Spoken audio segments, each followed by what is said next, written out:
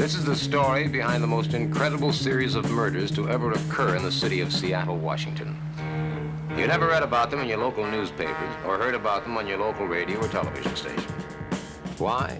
Because the facts were watered down, torn apart, and reassembled. In a word, falsified. Saturday, April 1st, approximately 2:35 a.m. Marissa, one of the three belly dancers at Omar's Tent, a well-known bar in the Pioneer Square area. She was through for the night and on her way to St. James Street, where she could catch the 3 a.m. bus that would take her to her small apartment in the Shoreline Park area.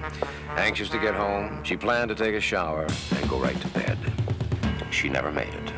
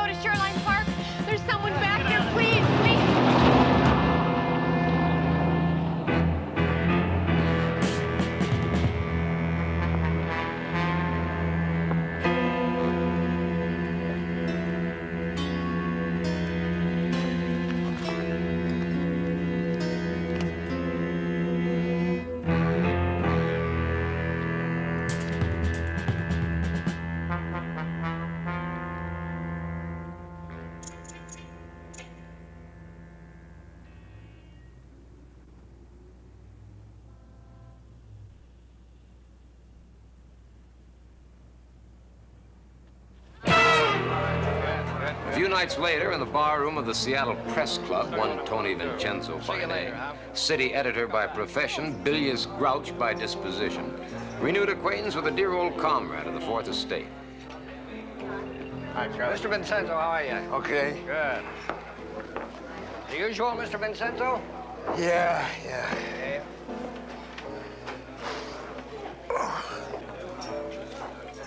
Where you been living? In a cave? There's a world outside, a world of facts. Stumble on and take a peek at them. Get your brains out of hibernation.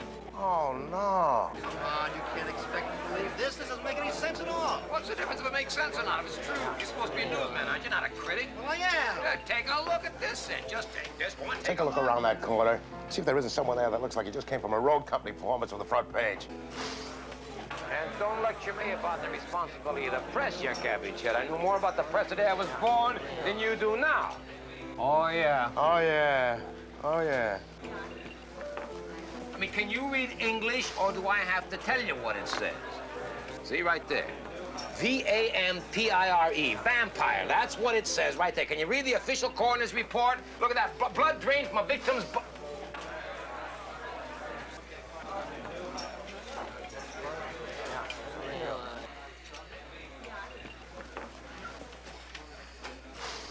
There's nothing wrong with me.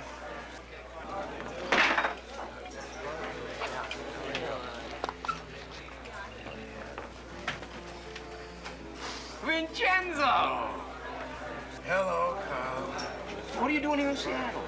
What did I do in Las Vegas? Well, you fired me. That's what you did in Las Vegas. No. I didn't fire you. Well, in that case, then, you can hire me. Right, Vincenzo? Get this straight, Mr. Kolchak. No carnival or hoopla tactics on this paper. This isn't Funtown, USA. This is Seattle. We have standards here. We mind our P's and Q's. We hew precisely to the mark. Yes, sir, Mr. Crossbinder.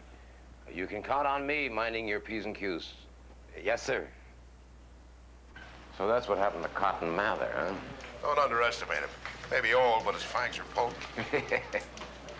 So, what's my first assignment?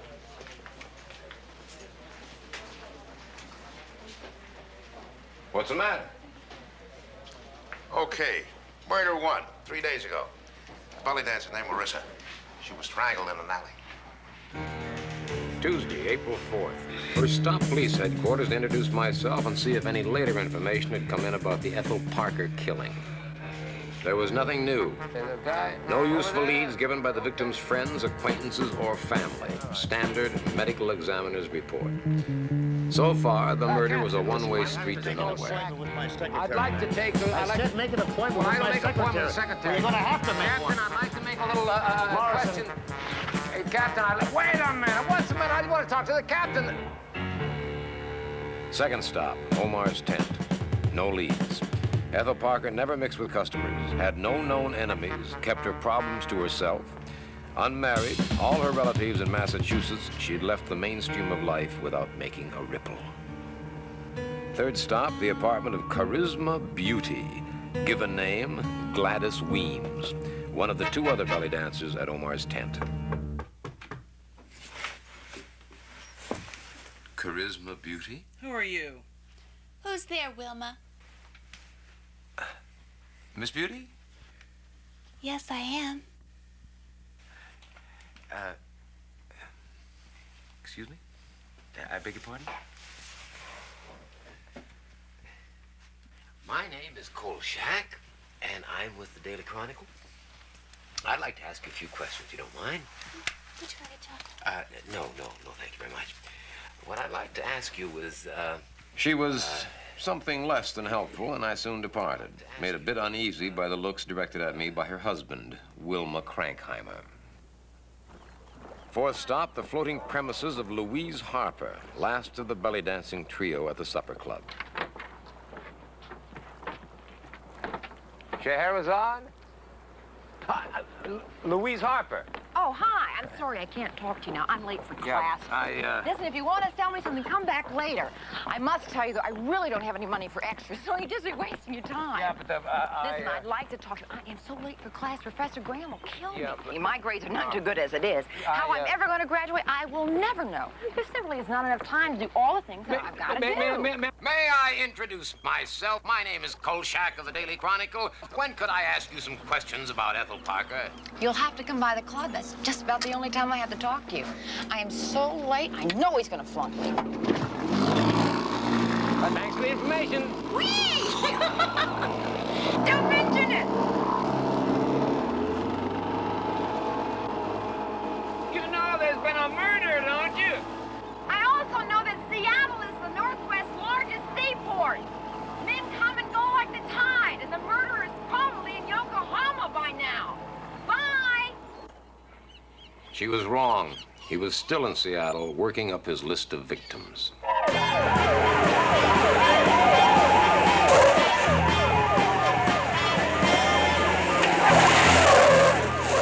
Cocktail waitress, Gail Manning. Disposed of sometime after 2 a.m. on the morning of Thursday, April 6th, a block and a half from the first murder. Captain, what do you intend to do about Who are you anyway? My name is Kolchak, sir, with the Daily Chronicle. I'd like to ask you a couple of questions on this. My back. Just when you get in your car, wait a minute. Listen, Captain, I got a lot of problems I got to take care of. Strangulation, neat and quick. No new elements was all they told us, until the medical examiner's report the next afternoon. In attendance, Captain Roscoe Schubert of the Seattle Police and his staff. Holding forth, Dr. Christopher Webb of the County Medical Examiner's Office. Checking underneath the victim's hairline, we located what appears to be a needle puncture near the base of the skull, from which a small amount of blood was removed. Was there any puncture or loss of blood in Ethel Parker? We haven't had a chance to check on the puncture yet, but there was apparently a slight decrease in normal blood content. How slight? Well, that's hard to say. Maybe 6 or 7 cc's. Why wasn't it reported? The amount of loss seemed insignificant at the time. But not now. You have a point. Just a minute, Doctor. Who is this clown? Never seen him before. What? Kolchak, Daily Chronicle. Don't you remember, Captain? Oh, yeah. How could I forget? All right, now, Mr. Kolchak, may we continue? Certainly. Thank you very much. Go ahead, Doctor. As long as we get all the facts this time. Dissatisfied by what I had heard at the medical examiner's report, I paid a little visit to the morgue and found myself a chatty attendant with a taste for scotch. What he told me made chopped liver of the needle puncture and loss of blood, and explained why they hadn't let me look too closely at Gail Manning the night before.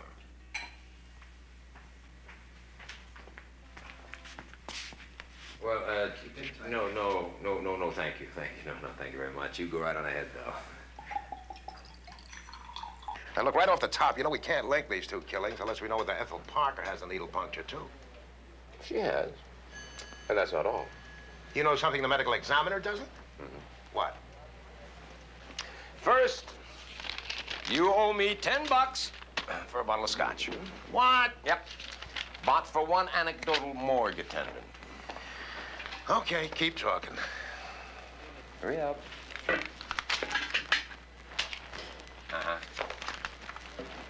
Yeah, Ethel Parker not only had a needle puncture in the back of her skull and loss of blood, she also had a broken neck. Well, that's not so unusual in the case of a strangling. Gail Manning also had a broken neck. So what? Maybe I ought to give it to you as a morgue attendant told me. He said that the killer had to be an incredibly strong man. Not only were the necks broken, they were crushed. Boy, read on.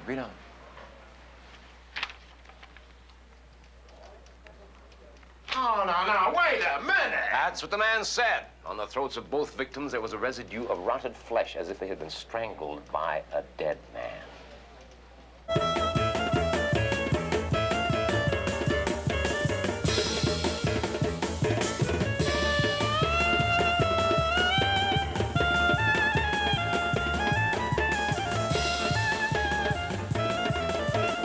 Friday, April 7th, 10:21 p.m. I wouldn't have believed it if I hadn't seen it with my own eyes, but Louise Harper's hips could move as fast as her mouth.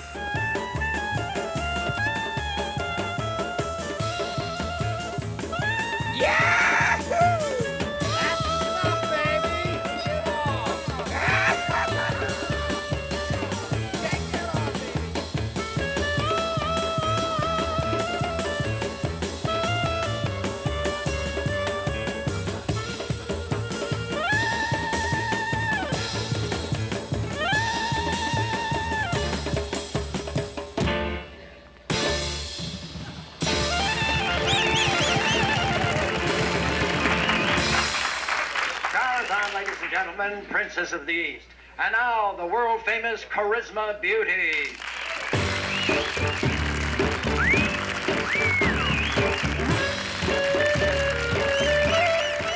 Knock 'em dead, Charisma. Why should I do that? I like them.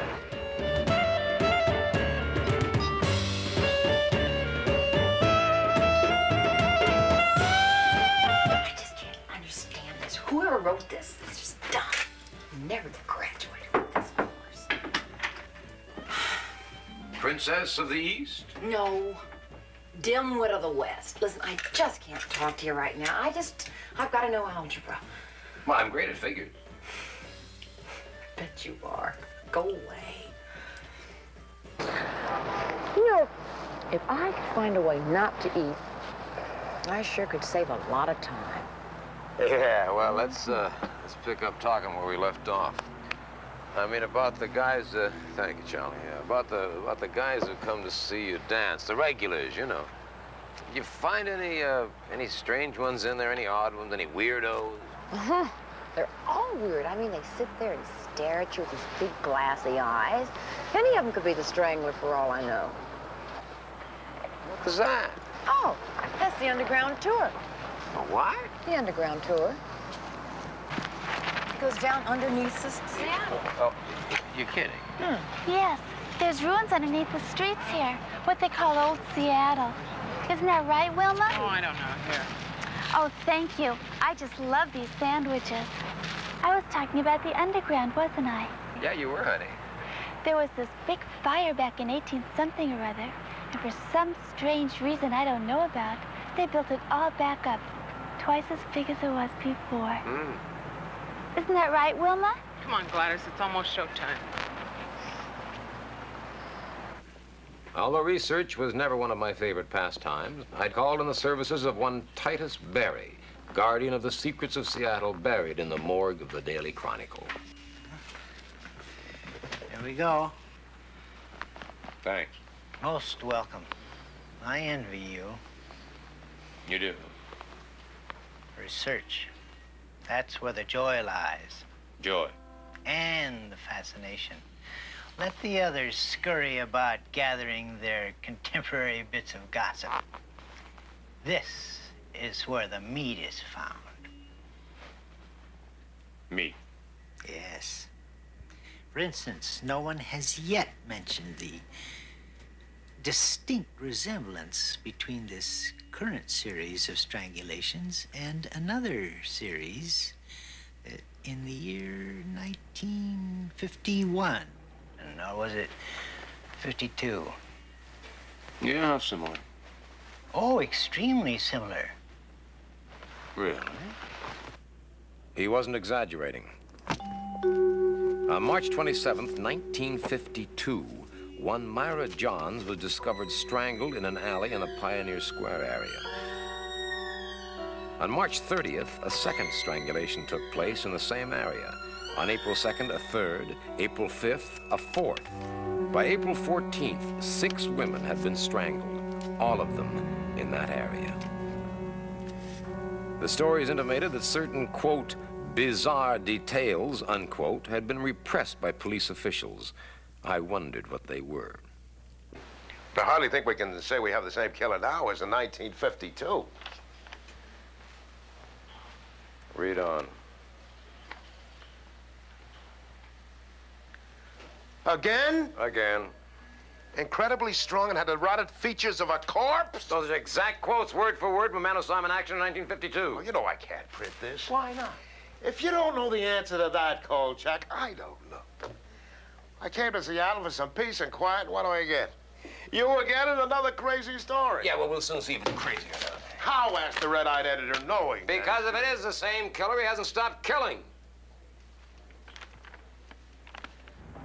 Sunday, April 9th, 1:42 a.m. Joyce Gabriel, on her way home from a late date, didn't know it was a bad idea to be in the Pioneer Square area late at night.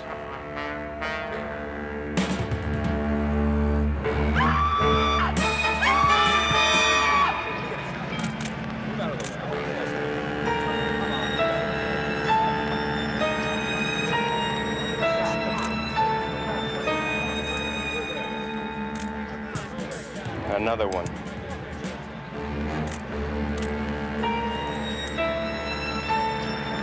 Now just settle down, Miss Gabriel. I never saw anything like that in my life. I don't know why he didn't chase me after he killed her. I just, you know, I ran as fast as I could until I saw you. Now listen, I'm telling you for the last time, I'm getting sick and tired of you butting into my business. Now, will you please let me ask the questions, Mr. Kolchak? Certainly, Captain. All right. Certainly. What did he look like? Are you deaf? Now, look, get rid of that tape recorder, too. Now, what did he look like? Oh, God, I hope I never see a face like that again. He looked like a dead man. Like a what? Like a dead man. Don't say it. Don't say it. I don't want to hear it. What about the broken necks and the rotted flesh and the throats of the 3 I victims? told you I didn't want to hear it. Besides, it's not official. Not official? Who cares whether it's official or not? Look, you know it and I know it. I'll buy the possibility that it's some guy, a killer that strangled the 6 women in 1952. But a man, Carl, not some kind of super dead man. That's the way he has been described more than once. I don't care if he's been described that way more than twice. Let me finish my life. Where are you going?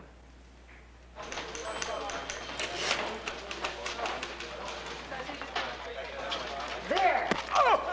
An open invitation to the killer. Listen to this. I intend to walk the streets of the Pioneer Square area every night from now on. Just let him try to kill me if he dares. He may be sick, but he's not crazy.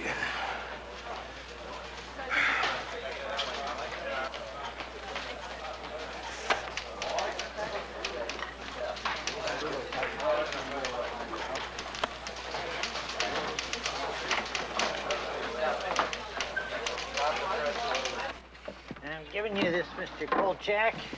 because you had the thoughtfulness to put my name in your story on the 1952 strangulations. What is it?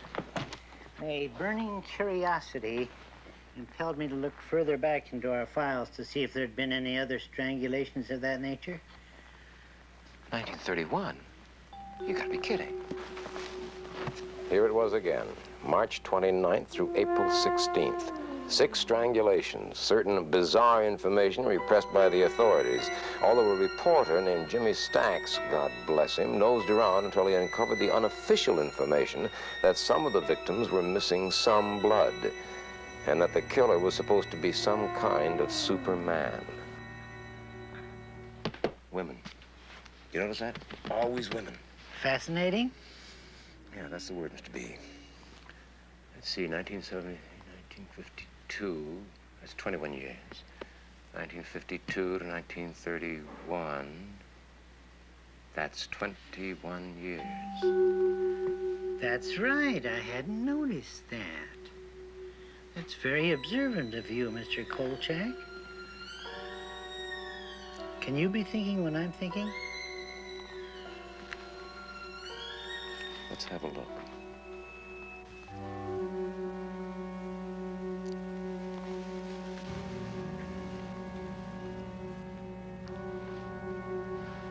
Mr. Barry. Mr. Kolchak. Shall we try for 1889?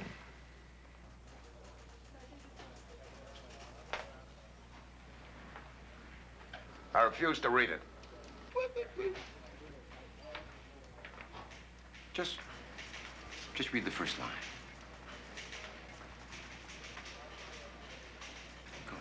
Come on. Just the first line. Come on, do yourself a treat. Come on. 5 identical sets of murders every 21 years since 1889? Identical? Identical. Oh, come on, Kolchak. Almost identical. There may be more than 5, too. The records stop in 1887, when the Chronicle was founded. I'm going down to Olympia tomorrow and check out the don't State rush into that. Wait. Look, read the 1910 eyewitness description. I'll read it to you here. Oh, it's great. The maniac had the strength of 10 men and the face of a corpse. Cheekbones protruding through the flesh. Isn't that great? Hold it. Just hold it. You really and truly expect me to print that story with a corpse that's been running around, strangling people and crushing their necks for the past 84 years?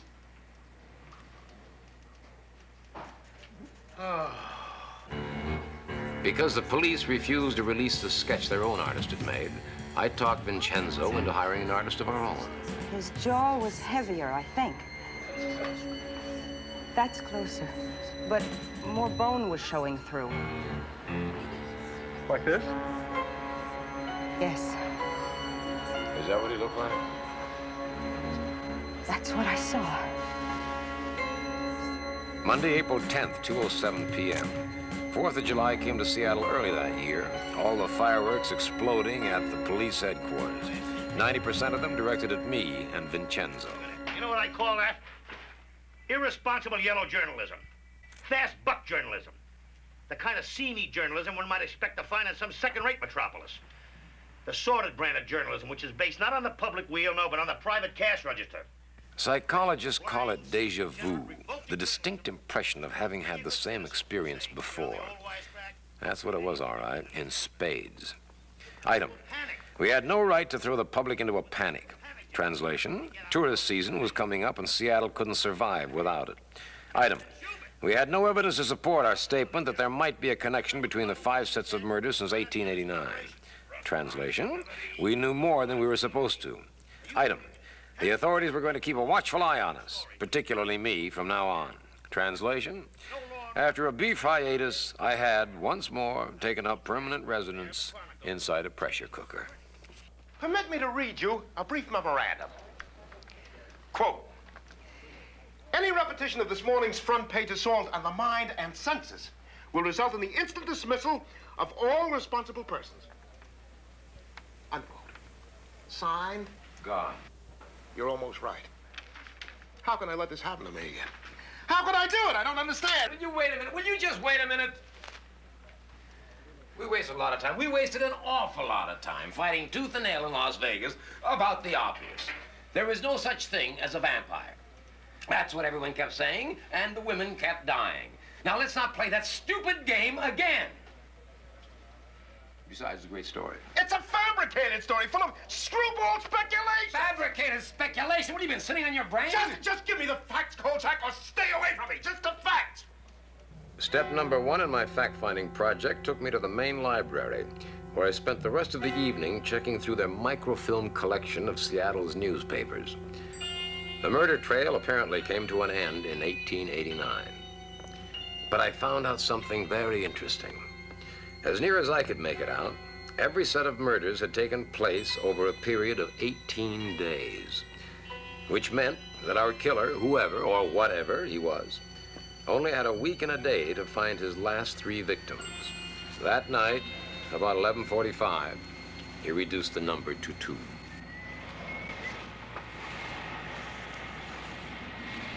Hold it, mister.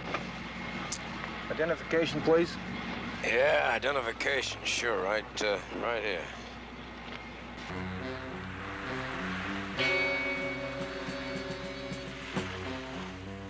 Hey, you! Hold it!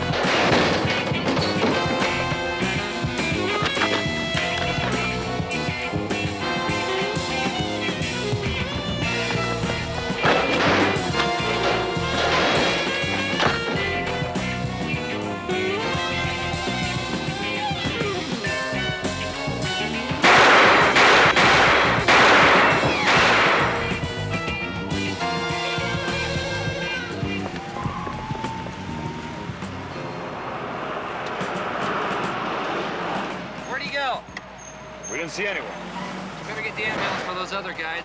I'll take the camera. Hey, give me my camera there! What that? All right, all you people, I want this area thoroughly searched. Let's go, knock on it. Give me my camera. I want you out of this area, promptly. Yeah, that's... Beat it, Kolchak. That's I had you locked up for loitering. Private property. You can't take that. That's against the... Give me that. Come on, give me my...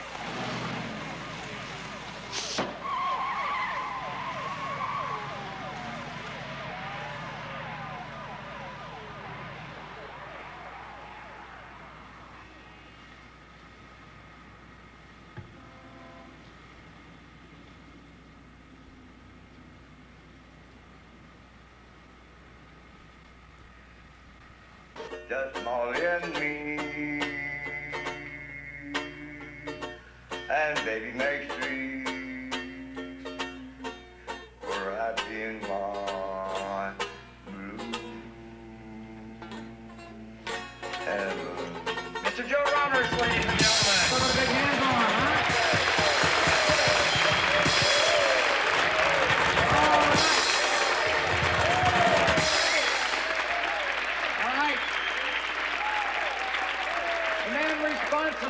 For the underground tour of Seattle's forgotten city beneath the modern streets of Seattle. That mouthful was devised by the man I'm about to introduce. Author, journalist, Mr. Bill Spidell. Thank you, young man. Welcome to Seattle's underground tours, folks. Before I go on, I want to tell you about Mother Damnable. After completely striking out of my efforts to get Schubert to return my film of last night's wipeout of the Seattle police, I decided to try another angle. Make room for the underground. I telephoned my belly dancing undergraduate friend and asked her to attend an afternoon tour of the underground with me. As a matter of fact, Confession of a Newsman, Chapter 1. Her being with me had nothing to do with the story. Those kids from Seattle High School spent 5 successive Saturdays, back in the spring of 1965. Cleaning up no less than 10 tons of debris down here so that people like yourselves wouldn't break your necks while walking around. All right, watch your step through here. You gentlemen can help the ladies, huh? Twice a day when the tides came in, the sewer system backed up and came right in with it, flooding every water closet, turning it into a fountain. I'll tell you, kids in those days weren't raised on Dr. Spock. They were raised on the tide table.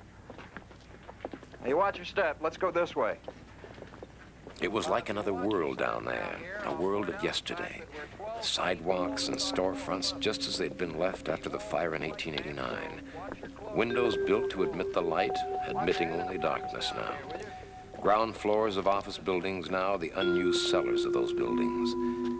The tomb of old Seattle just beneath the living streets of what Seattle is today.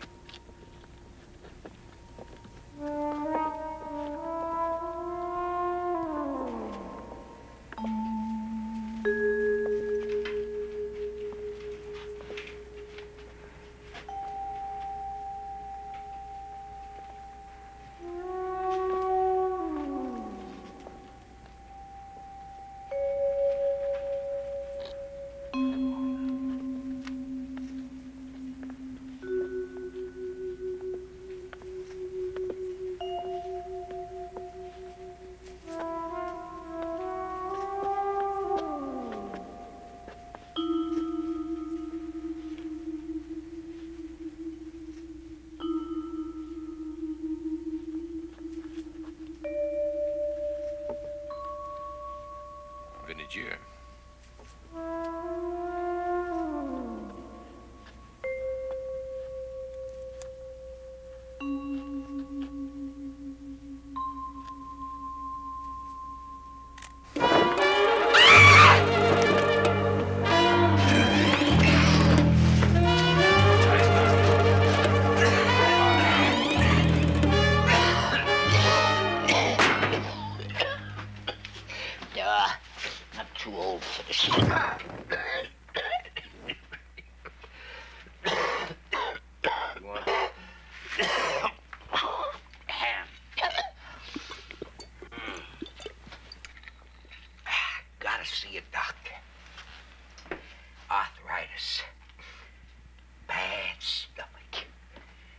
Why'd you have to come to this place? Back. Never would have had to put my shoes on if I hadn't heard you come. My corns are killing me. Got a Charlie horse. Varicose veins. I'm getting a migraine. Are you all right? Yeah, of course I'm all right. Listen, have you seen anybody else around here who wasn't with the tours? Yeah. Yeah? Who? You too. Oh, funny. Very funny. Well, if you do see someone or something around here, you get in touch with me at this number. And I'll give you $20. Here's a down payment.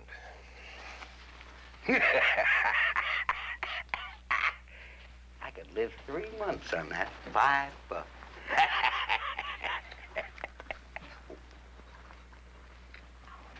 No, thank you. On me.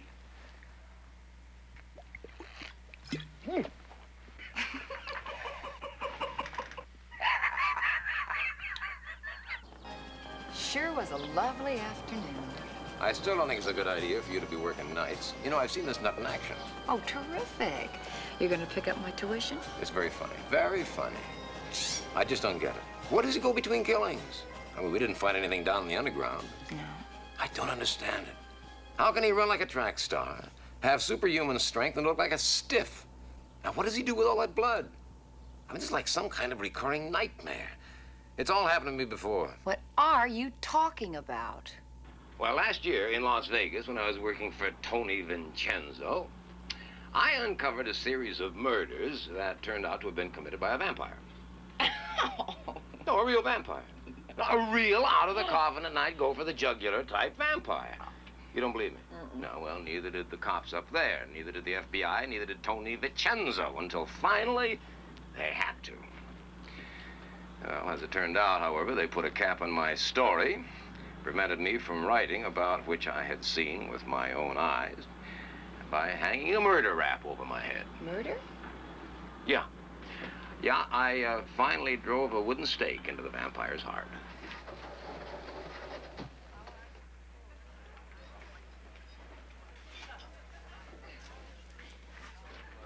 Well, what do you think? What do I think? I think those people will remember this elevator ride for the rest of their lives. Me too. Let's go.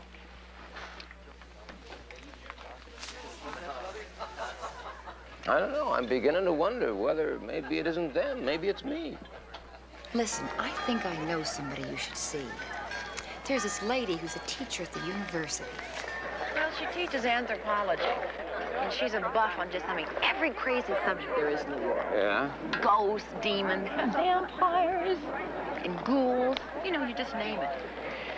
You probably won't be too crazy about her, but she's got to be the one you talk to. Yeah? What's her name? Professor Crabwell. What? How can a man over 100 years old retain his vitality? Is it possible? If it were possible, I'd be sitting here an 80-year-old sex pot. However, staying young was not their purpose. Alchemy was conceived as an exalted notion, man at one with the universe. And will you please sit down? Yes, of course. These men led Spartan lives, living in the most humble of quarters, eating the most humble of foods. The Count St. Germain, for instance, existed on a diet which consisted solely of oatmeal, groats, white meat of chicken, and a little wine.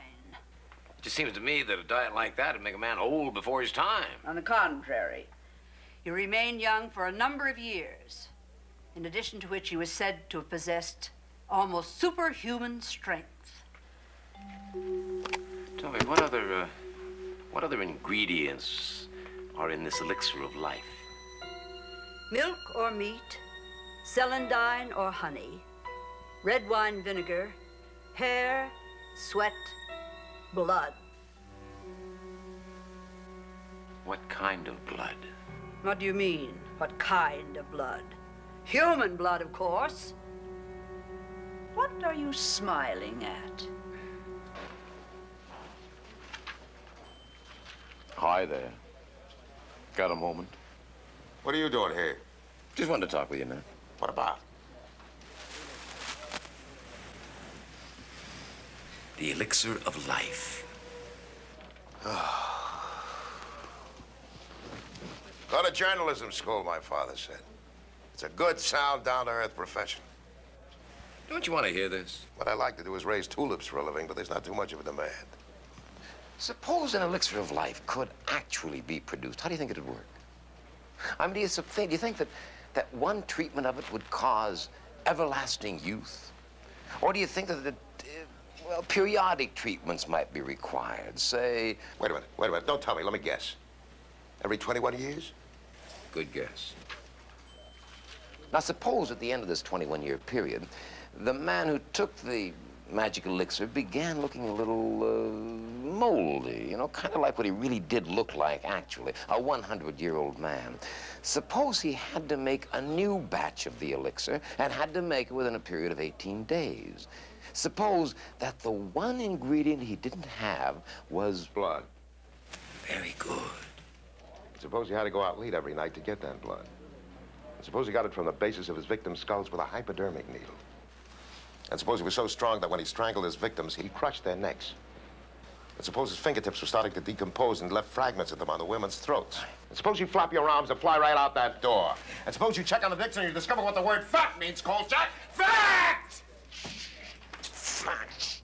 As I rode home from work that night, I wondered where the killer was and if my theory about him was true. Partly true, or, as Vincenzo would have it, factless, hopeless, and useless. I wondered when and how he'd get his fifth victim, since the entire area was being guarded so closely now.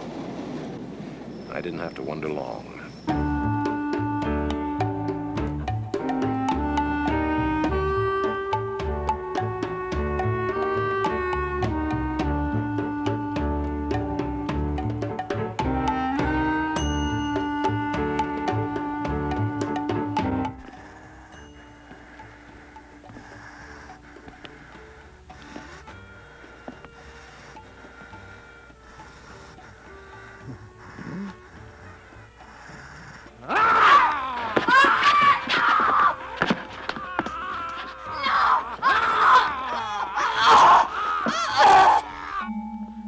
Thursday, April 13th, 1:25 a.m. The dressing room in Omar's tent.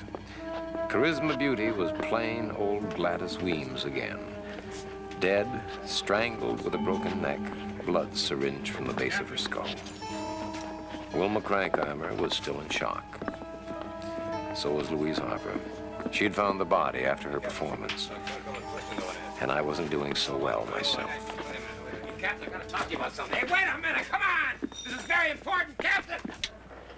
I'm sorry, Captain Schubert is very busy. Yeah, well, I gotta see him. I said you cannot go in there. Sweetheart. What's going on here? I told him you were busy, sir. I've been trying to see you since 1:30 this morning, and I'm not going to leave until I do.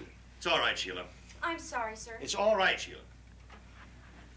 You got to put police women on the waterfront streets at night. Do I, Mr. Yeah, Kolchak? you do. You got 5 days in which to catch the killer. Otherwise, he's going to disappear. Oh, is he, Mr. Kolchak? Yeah, he is. He is. Every 21 years since 1889, he has killed 6 women in 18 days precisely. Precisely, Mr. Kolchak? Precisely. Precisely. Well, no doubt we lack your eagle-eyed perception, but somehow we fail to see the exact, precise pattern you keep babbling about. Now, in 1889, there was no evidence that the murders were committed over an 18-day period, or for that matter, that they were even related. You check? Yes, we do a little research, too, sometimes. Now, to continue. In 1910, there was blood loss reported in only 3 of the victims. Yeah, what about the description of the... description of the murderer was made by a mental defective in his cups, and... What about the 1952 descriptions? Were those made by a mental defective in his cups? He was a bank president! In 1952, there were 8 murders committed during an 18-day period. And what does that do to your theory? 2 of them by stabbing, which invalidates... And after the 6th strangulation, an eyewitness described the murderer as being, quote, rather handsome, unquote. Oh, you mean you missed that? Well, well, the witness obviously made a mistake. I mean, he had to. Did he, huh? Yeah. Tell me something, then. If it's the same killer, why no signs of rotted flesh on the throat of last night's victim? And one last question. Why am I wasting my time on you? Facts obviously mean nothing to you at all. There is one last fact, Captain. By next Tuesday, that killer's going to disappear for 21 years. And the way your police have got the Pioneer Square area bottled up, he isn't even going to show his face. Which face is that, huh? The rotted one of your so-called super killer your newspaper saw fit to print? So-called? I saw that so-called super killer wipe up the streets with your so-called police force. I had pictures to prove it that you wouldn't let me print.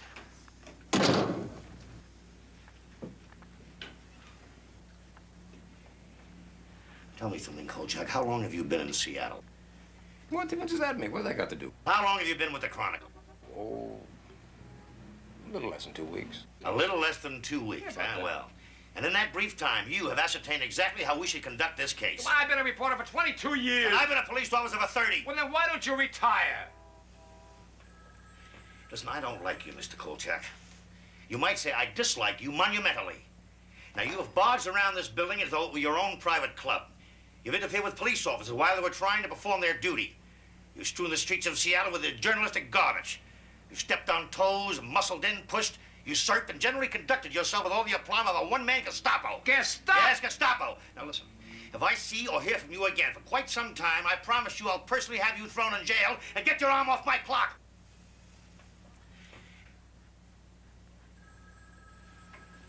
I'm telling you, you've only got 5 days left. And I'm telling you to get out and stay out. Cease, mister. Cease, desist, and vanish, or else.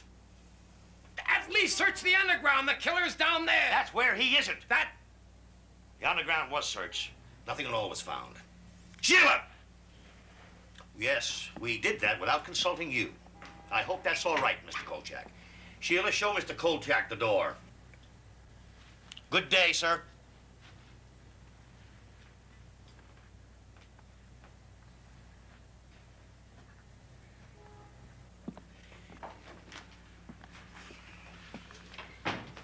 Oh, get him here. Coming, Mother.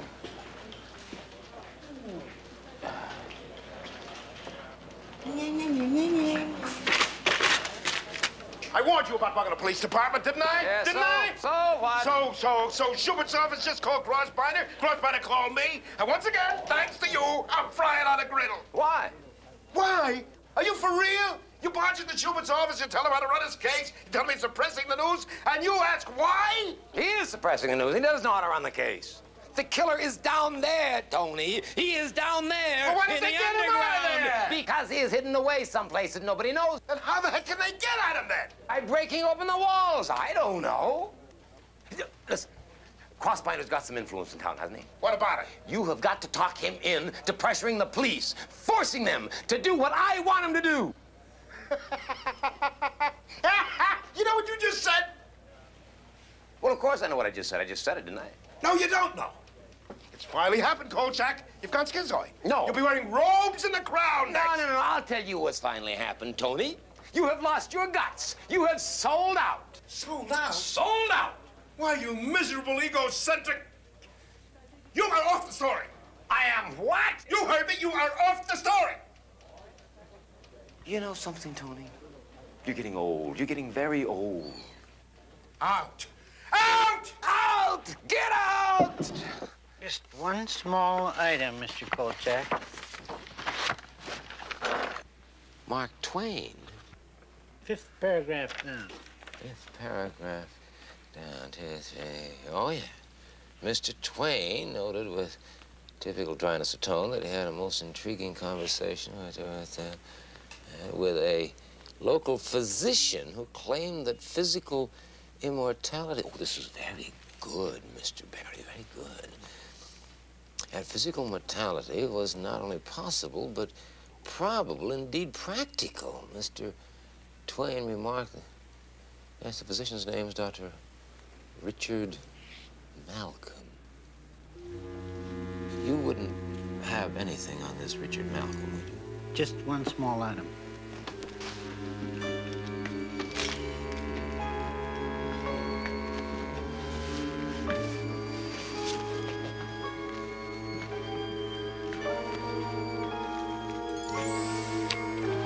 Dr. Richard Malcolm was a member of the original staff of the West Side Mercy Hospital when it opened in 1882. There's the original story and photograph. The Civil War? He was a surgeon in the Union Army. Is this hospital still standing? Oh, I don't believe so, Mr. Kolchak. I think there's a clinic there now. I took a fast trip to the clinic, hoping they might have the record files from Westside Mercy Hospital stashed away in their cellar somewhere. I asked Mr. Barry to keep checking his own records while I was gone and find out what else he could about Dr. Richard Malcolm. I never had to search the cellar for those records. I found my answer just inside the lobby door.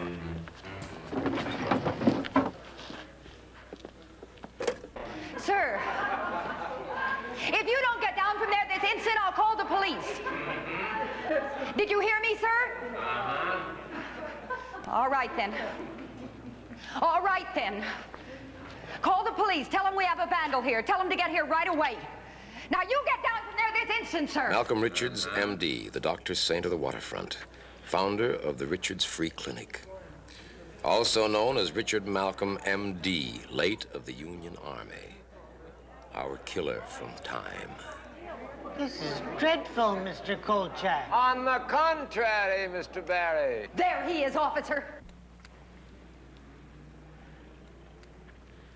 Tony. It is to be regretted, Mr. Kolchak, that leg irons and mouth blocks were outlawed some years back. Now, will you wait a minute, please? Will you take these things off? I warned you, Kolchak. Congratulations, Kolchak. You have plumbed a new depth. The desecration of a saint. For heaven's sake, I did not invent the resemblance between Dr. Malcolm Richards and Dr. Richard Malcolm. I did not invent the fact that West Side Mercy Hospital, which Dr. Richard Malcolm was a staff member, is on the same spot as the Malcolm Richards Clinic. Why not an expose on Dr. Schweitzer, Mr. Kolchak? Or the lowdown on Mahatma Gandhi? As for this eternal youth garbage, I hate it. Yeah, well, I can see why. What did you say? Now, hold on. We're not here for any personal vituperation. You know that word? What? Vituperation. That's what I said. I pronounce it right. Now listen, Kolchak, you've been arrested. You're about 1/100th of an inch of being thrown in jail. Well, there he is. Now who's this? Mr. Barry, come in, come in, come in. Yes, I've been waiting for you. Come on. Yes, yes. Did you get it? Yes, I thought perhaps... You thought all right, Mr. Barry. Who is this man? Don't you know him? He works for you. Down in research, sir, for 35 years. Good God. Yeah, and research, of course, being the meat of it. Yes, here we are. Mr. Richard Malcolm lived in New York City until 1868 when he moved to Seattle. Oh, very good, Mr. Barry, very good. Several months before he left New York City, that is, 6 women were strangled over a period of 18 days, precisely. Their larynxes were crushed and their necks were broken. 2 of them had small wounds on the base of their skull. 1868, I might add, is exactly 21 years before the first group of Seattle killings, Mr. Vincenzo. Item, following the fire of 1889, in which the wife, stepson, and daughter died of smoke inhalation, Dr. Richard Malcolm disappeared. 1889, as we know, just happens to be the year in which the first group of 6 killings occurred, Mr. Vincenzo. Yes, in 1910, Dr. Malcolm Richards appeared in the by now defunct West Side Mercy Hospital, of which, as noted, Dr. Richard Malcolm was formerly a member of the staff, and built his clinic over the original site. 1910, by coincidence, just happens to be the year in which the second group of 6 killings occurred, Mr. Vincenzo. Kolchak. Again, more broken necks and more missing blood. Now listen, Kolchak. Wait a minute. Wait a minute. In 1931, following reports that he had developed some kind of a, quote, strange degenerative skin disease, unquote, Dr. Malcolm Richards disappeared. Oh, 1931, just by coincidence, happens to be the year in which the third group of similar killings occurred, Mr. Vincenzo. Oh, photos. Do you have any photographs? Yeah. Did you get some? Smart. You'll excuse the clumsiness of the hands, but my wrists are slightly encumbered by your bracelets. Now, this photograph of Dr. Richard Malcolm and the slightly doctored photograph of Dr. Malcolm Richards are identical down to the white scar above the right eyebrow. Huh? Now, this photograph was taken during the Civil War when Dr. Richard Malcolm was a surgeon with the Union Army. The photograph of Dr. Malcolm Richards was taken in 1926. It showed a man in his 40s. Now, how can a man almost 90 look like a man in his 40s?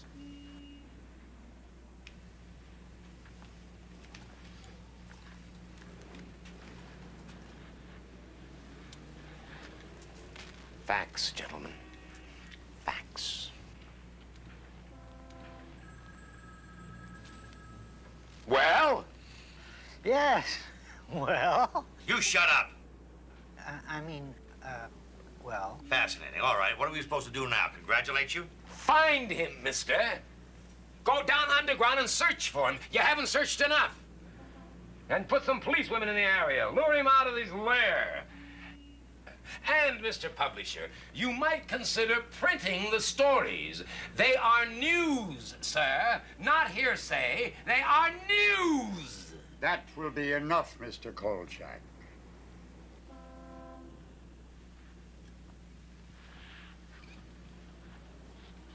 Perhaps, Mr. Kolchak, it would be a good idea if you stepped outside for a moment. Delighted, sir, delighted. If I could get my jewelry removed. All right. Judd, get him out of here. Take the handcuffs off him. Thank you. I just await your decision, gentlemen.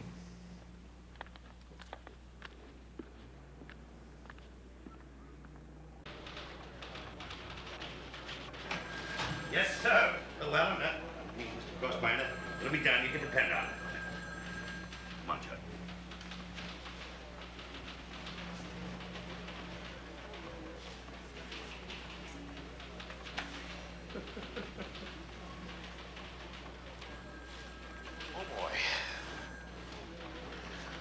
Okay, Carl.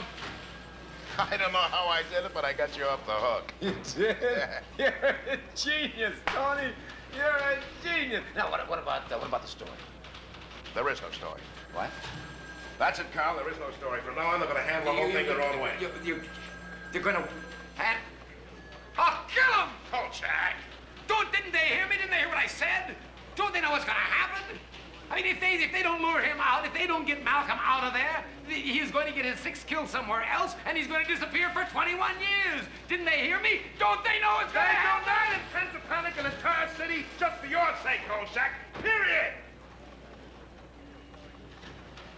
Now, your next assignment. You know, your next assignment, courtesy of Mr. Llewellyn Crossfinder. Your next assignment, bright and early tomorrow morning, you're covering the Daffodil Festival in Puyallup.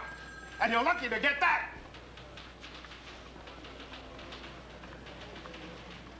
Puyallup. It was with deep regret that I chose to forego the joys of daffodils in Puyallup, but I had other plans. Saturday, April 15th, 2 a.m. We started out. One belly dancing undergraduate and one reporter who, despite his air of spit-in-their-eye confidence, hoped to heavens he wasn't hastening said undergraduate to her doom. It didn't help my conscience any that Louise Harper had agreed immediately to help me, angered as she was by the death of both her co-performers.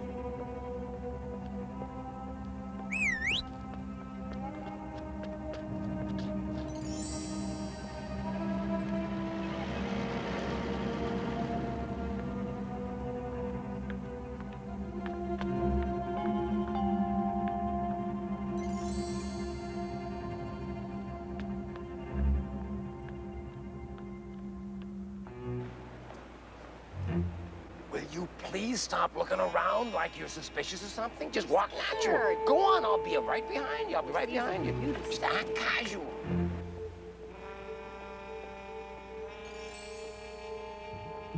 The first 3 nights passed without any particular incident. Most of the time was spent trying to duck the police. On the 4th night, things began to happen.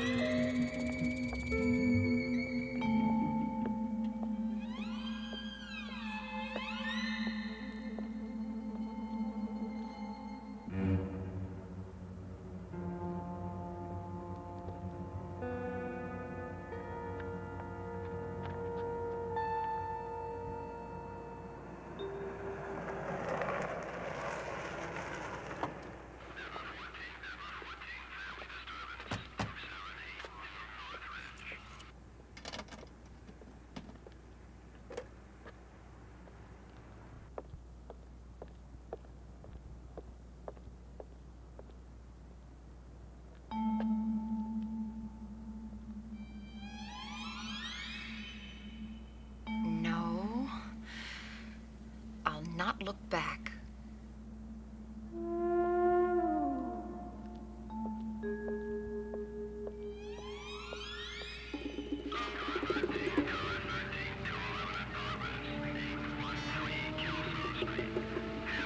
All right.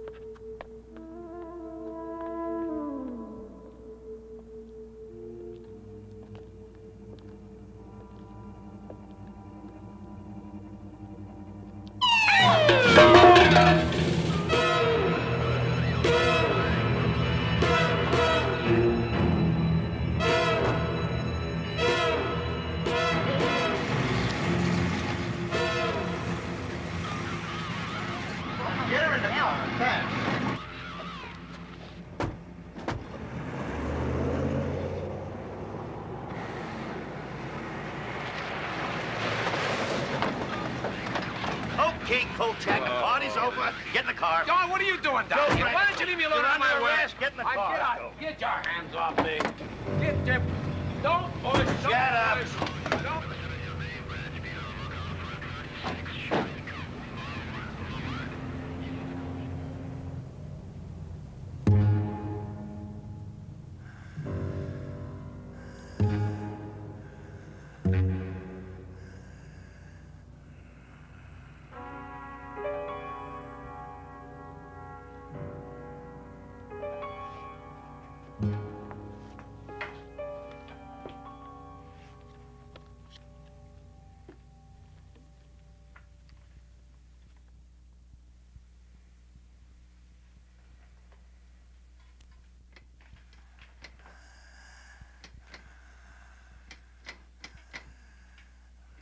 Who's there? We're closed.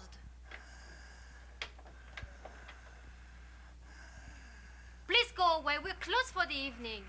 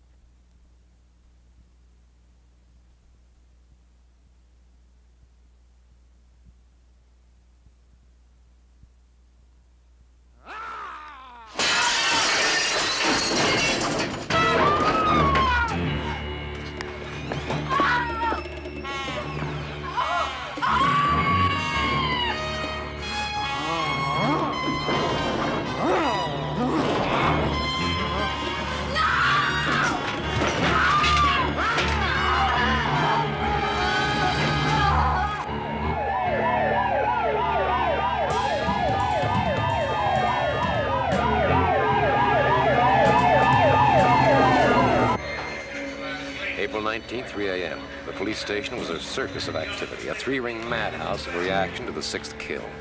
Even Captain Schubert seemed to know they'd had it now. That saving a miracle, their prey had gone to earth again and wasn't going to show his corpse-like face for another 21 years. A certain reporter being bailed out knew it, too. Knew it, and was fit to be tied by it. Hey, Schubert, okay? Okay, Schubert? I told him, the idiot. Kolchak. I told him, but would he listen? No, he didn't listen, no. I've been a policeman for 37 years and an idiot for twice that long. Kolchak, you were supposed to be in Puyallup with the daffodils. Where? Kolchak, I'd like to leave you here forever. I'd like to see they lock you up in a jail cell for 1,000,000 years. And if you don't shut your mouth, Vincenzo, what's the matter with you? You ought to see a doctor, you know. I'm serious. You sound terrible. It's awful. What have you done to that poor man? I have never seen anyone so close to total stark insanity before. Believe what just disappears. We had him cornered in the alleys behind the Richards Clinic, and he disappears. Just like that.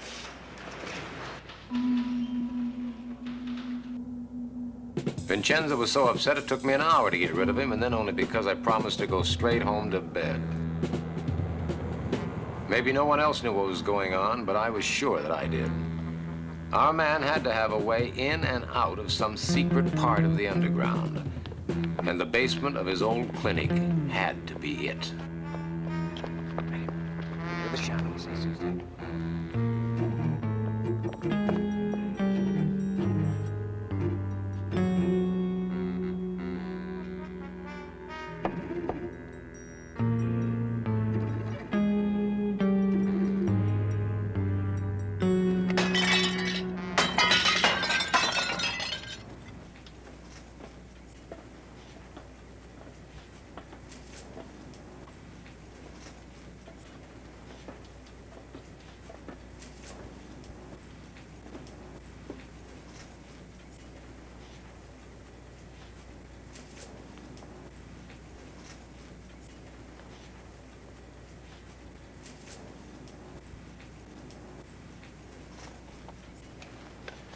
You're not going to go down there. You stay here.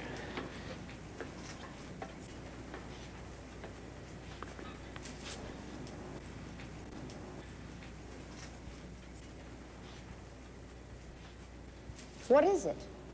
Looks like a big air shaft down here. Where does it go? All over. I'm gonna check it out.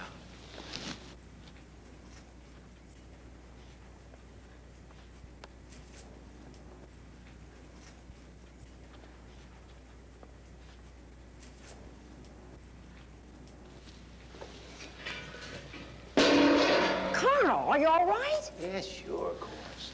Listen, you stay here. I'll be right back.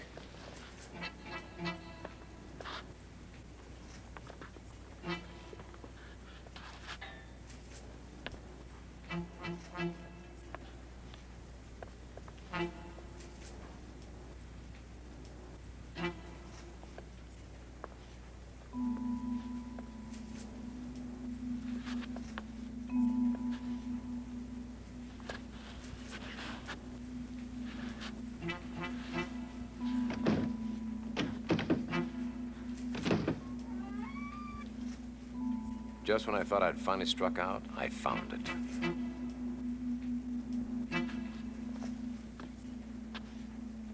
It's in there.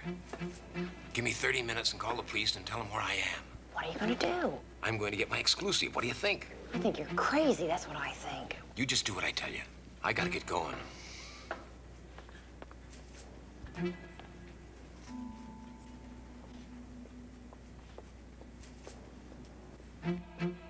Here it was, the hidden city beneath Seattle's underground. I was descending to the world of yesterday, the world of the 19th century, of bustle pads and high crown hats and Queen Victoria.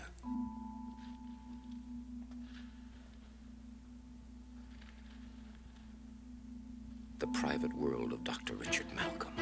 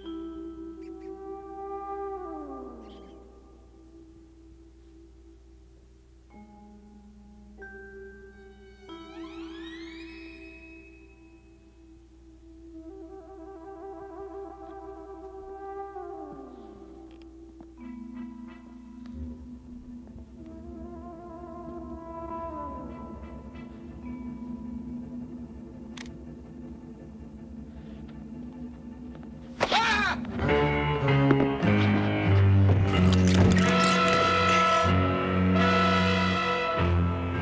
are you? Are you... Who are you? Carl Kolchak, Daily Chronicle. How did you get here? Through the cellar of your clinic. Clinic? I have no clinic. Why do you say that? But you are Dr. Richard Malcolm.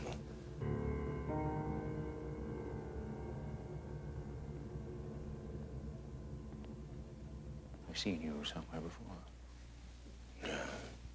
Oh, well, you almost killed me the other day in the alley. What are you doing here? What am I doing here? Well, I thought I'd drop in and find out about you, you know, so I could tell my readers. Your what? My readers? His readers. Did you hear that? Nobody is ever going to hear from you again. Well, I think I'll go now. You profane my world, sir. I will not permit you to live here, to stay here, to exist here. I'm just a dumb reporter doing his job.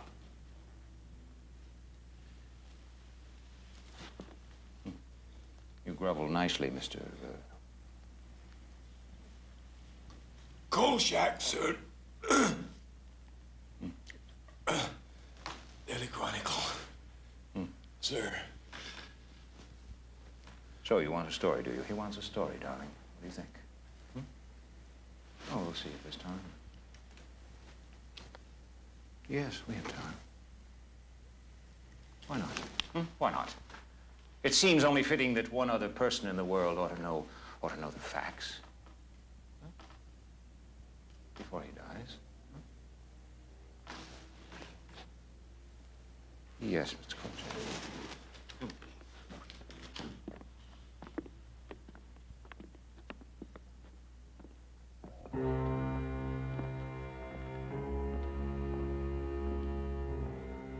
I'll not bore you with the details of how I evolved my formula. Suffice it to say that the additive which ultimately made it work for me was the blood of women, removed from their brains in the 7 seconds following their death. I found that 6 were required to supply the quantity of blood that was needed for the 18-day period in which the elixir was prepared and consumed. In 1868, I first took the elixir. Then, believing that my immortality was assured, I decided to perfect and refine the formula in the hopes of bestowing its benefits on mankind.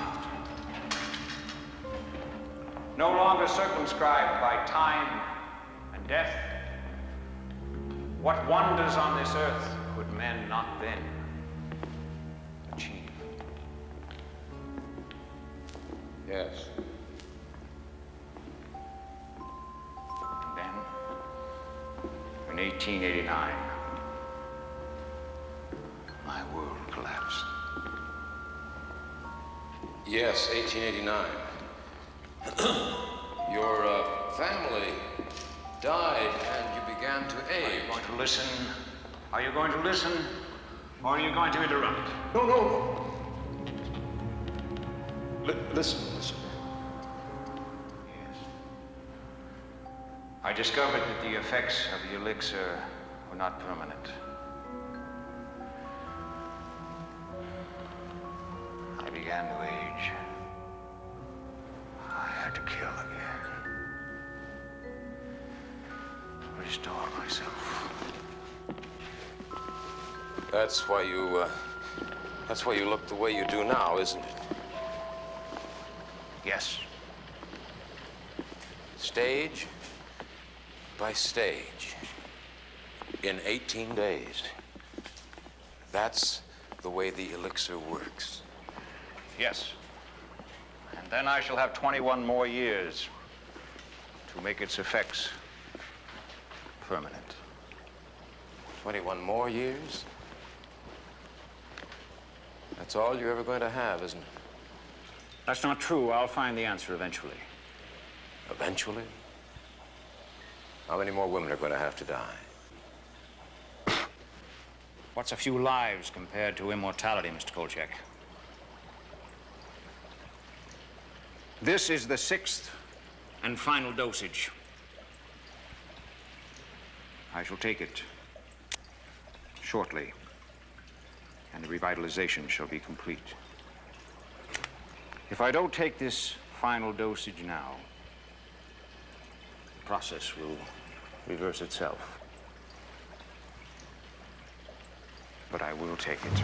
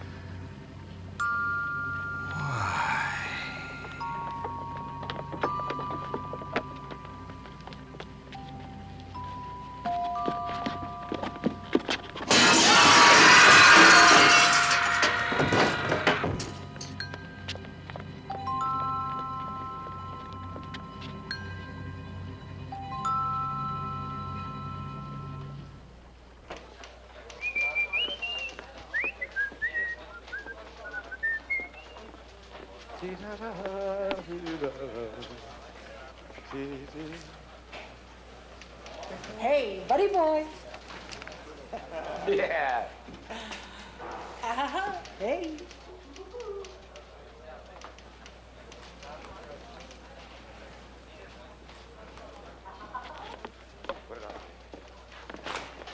Vincenzo! What kind of a dirty, rotten, stinking deal is this? All right, now hold it now, Carl. Hold it. Don't call me! I've heard of yellow-livered sellouts before, but this I don't believe. Now, wait a minute, What is this Kolchak? identity unknown garbage? Where is my story? You want your story? Yeah. All right. I'll give you your story. All 20 copies. What do you mean 20 copies? That's all that came off the press before Crossbinder stopped them. What are you looking so surprised about? I'm the dummy. I actually thought they'd print all that. Well, why didn't you print it? I mean, you're the managing editor. Why didn't you print it? What's wrong with you? You actually think there's any difference between this town and Vegas? But they saw it, Tony. They all saw it. I mean, even Schubert saw it. Carl, no one in Seattle's going to admit that a dead man's roaming around that city killing people since 1889, but I was stupid enough to think that they would. So this is it, huh? And I'm out of a job. Is that right, Vincenzo? And that I feel bad about, Carl. Yeah, why should you feel bad, Tony? I mean, you're still working. Oh, I don't deserve that, Carl. If you had any guts left, any at all, you'd go upstairs and... All right, Carl, I've had enough. So have I. Don't ever do me any more favors.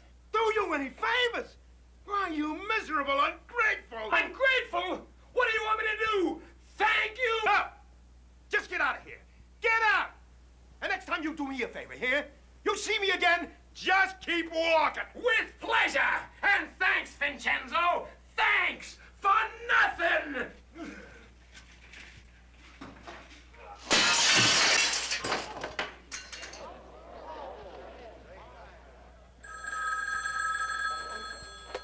Hello. Oh. Yes, sir. Yes, Mr. Crosswinder. Right. I'll be right up.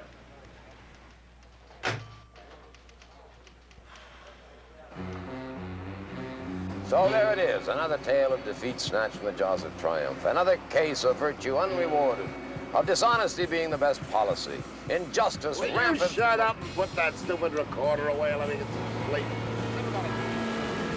Get that story published. Don't tell me when I'm going to get published. Nobody's going to kill this story. It's already been killed, Kolchak. Bury it. Not this one, no, sir. I'd like to see somebody shut me up on this one. Can anybody shut you up? Mr. Vincenzo, you are a passenger in this car. This is my automobile. You remember what you said? I never want to see you again. I never want to talk to you again, remember? Yeah, I remember. That was before I was 5. Yeah, that's right. Well, don't worry about it, Tony. You're going to love it in New York. New York? New York. Yeah, that's where we're going. And you're lucky to be going with me. I suppose I should consider myself lucky, too. That's right. Oh, Kolchak, do you know that I have heard just about all I want to take from you or even hear ever again? You think you've got problems? There I was, one semester shy of getting my degree in psychology, and what happens? You show up outside my houseboat one day, mouth, all mouth, Kolchak. Compared to you, I am tongue-tied. And before I know what's going on, there I am being yelled at by that captain of police. Yada, yada, yada. Peach, can I have some